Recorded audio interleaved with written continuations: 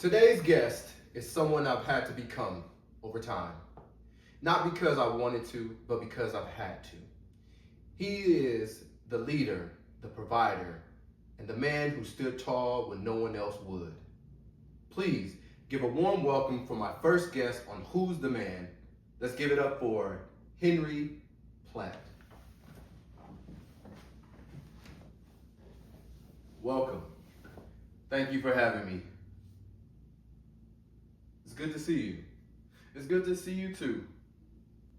So let's start with this. What does being a man mean to you? Yes, we dive right in. What does being a man mean to me? Well, it's simple to me. It's about taking care of responsibility and stepping up to the plate and doing what needs to be done. Absolutely, it's that simple. You know, you've been carrying the load for a long time, not just physical, but emotionally, and the expectation of others all on your back. Do you ever get tired?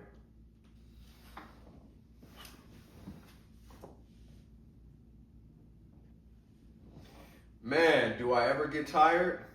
Yes, I get tired a lot. But you know, I don't complain. You know, I'm just doing what I know in my heart is right. But I'm always sure to take time to rest and recharge. I've learned that tired doesn't mean that I'm weak. It just means that I'm doing what a man does. So yeah, exactly. That makes sense. Now, with all that you do, was there ever a time where you didn't know how to lead?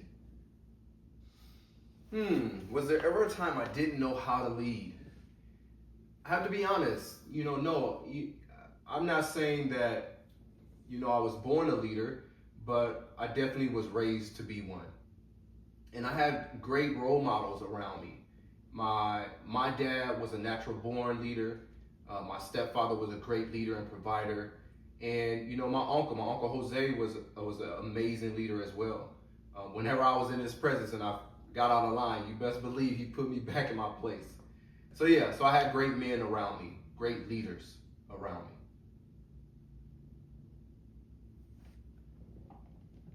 Wow, it's amazing to see that you've become this version of yourself, the man, the leader, the provider. But growth always comes with a price. What did you have to give up in order to become the man I see here before me today? Yes, it does. It comes with a price, and the price is sacrifice. And I had to give up the freedom to just feel sometimes. I had to bury my fear, my grief, and all of my frustrations because I needed to lead. So, there were no more nights of just spontaneity and creativity and self-reflection. I had to make it happen. So chasing responsibility meant, giving up that artist inside of me. I think about it too. I had to give up some relationships, my close friends and even my intimate relationships I had to put to the side. But I still have Chopper here and here. He's in here.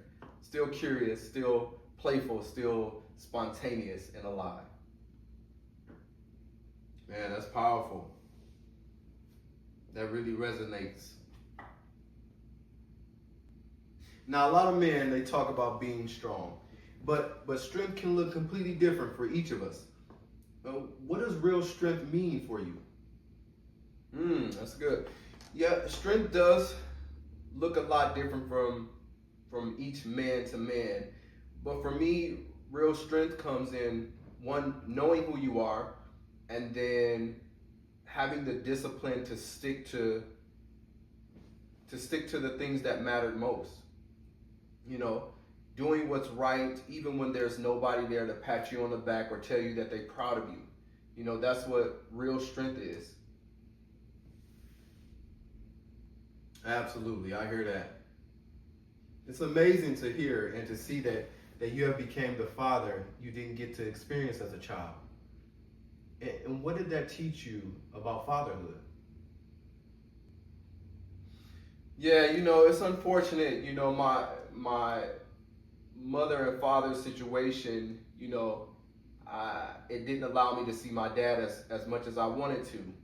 And having that limited access to my dad taught me that being present mattered more than being perfect. Wow, that's real.